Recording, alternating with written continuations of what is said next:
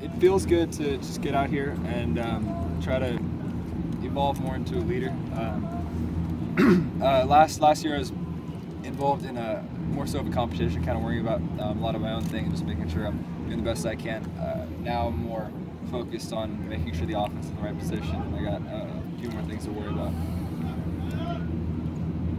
In the spring, Coach Moore had said that actually being out on the field is kind of the best way to learn. Where do you feel like you've progressed the most in having that full year of experience? I know it's coming, so I can kind of plan ahead. I know how these practices are going to go, so I can kind of anticipate what's to come. I know what the scripts are relatively going to look like. I know how fast the installs are going to come. So it's just being able to pace myself. How do you feel this offense is better suited to your strengths? I just like the offense and its complexities. There's a lot you can do with it. You can run new plays you've never run before, but build them because the parts exist in the offense.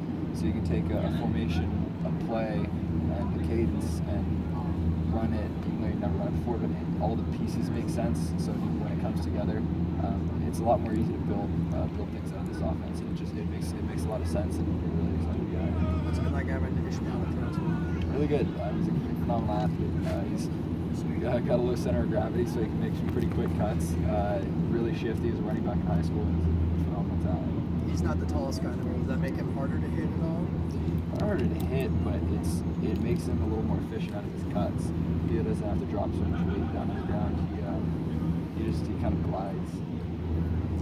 Josh, have you guys set any team goals as far as win total, what you want to accomplish at the end of the year?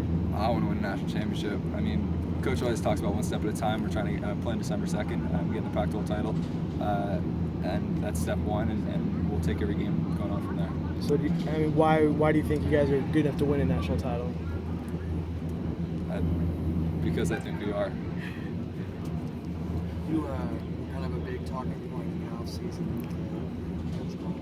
Advertising show. It's a Moore Manning thing. I don't know, Manziel or Manning thing. What did you make of that? And just constantly kind of being the focus of attention this summer. Didn't really make much of it. I have a phenomenal relationship with Coach Moore. I talk to him all the time in his office, and we both understand where we want to get to ultimately. And he just wants me to help realize my dreams. And going along this sort of bumpy road of college and whatever's next, he's trying to take care of it as best as possible. Have you kind of changed the way you act and think as a result of some of these things that have come out? No and yes. I haven't changed the way I think, but I changed the way I act. I have to be a little more mature. I have to be able to. I have the same thoughts, but I just have to be able to convey them a little bit more efficiently, and a little bit better, a little less offensive. And because I understand that I'm a role model of kids, and I have to kind of clean up that act.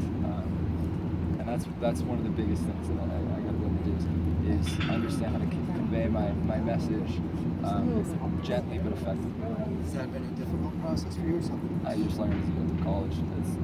Even if you're just a normal student here, it's what college is about. Is finding who you are, finding out how you see yourself, taking a bunch of different classes, finding a major. It's developing, not physically, but emotionally, mentally. Did you see the Sports Illustrated article yet? No, I haven't seen it yet. Did you know you're on the cover, right? Yeah. What does that mean to you? It's phenomenal. It's a dream come true. It's every kid dreams about it their entire lives. And I can't wait to go see it. And just it's these little things along the road are just kind of little cherries that encourage you and say you're kind of on the right track, doing the right thing almost, and you're in the right direction basically. What can a 290-pound fullback that seems to have pretty soft hands out in the flat do for this offense? A lot. We changed up the offense, but we got the pieces to do it. We had some guys at positions that maybe they weren't thriving in, so then we moved them around a little bit. They seem to be enjoying that. I knew and Cam love fullback. They got some phenomenal tight ends, and we're looking forward to being a hassle scout. Basically, that's what we're really trying to do. When INU runs a guy over, what's that like for you as a quarterback watching? It's awesome because the more physical you are, the more honest the defensive line is to finish by, so really more time.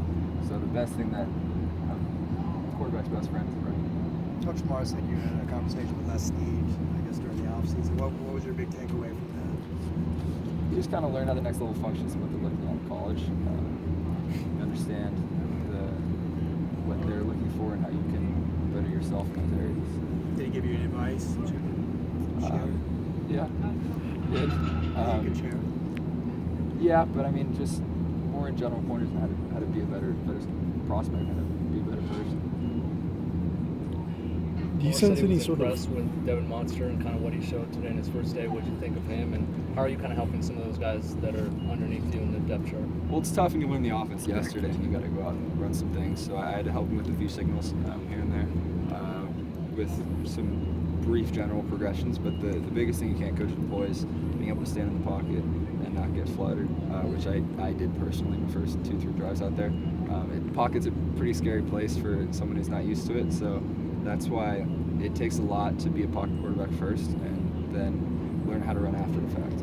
Are the pockets improving now since the spring? Have you kind of seen the offensive line progress? Yeah, it's tight. The defense always has an advantage when you're not in pads because there's not as much to hit, so they can be a little more slippery.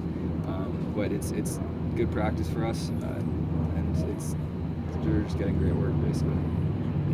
How much did the way the last season end give you any sort of extra eagerness to get fall going? It was just kind of a bitter end. I mean, preferably we not lose in the bowl game that we weren't proud to be in really in the first place. We want to be in a big time bowl game playing against big time opponents. We let Nebraska slip away from us, and we weren't happy at all how last year went.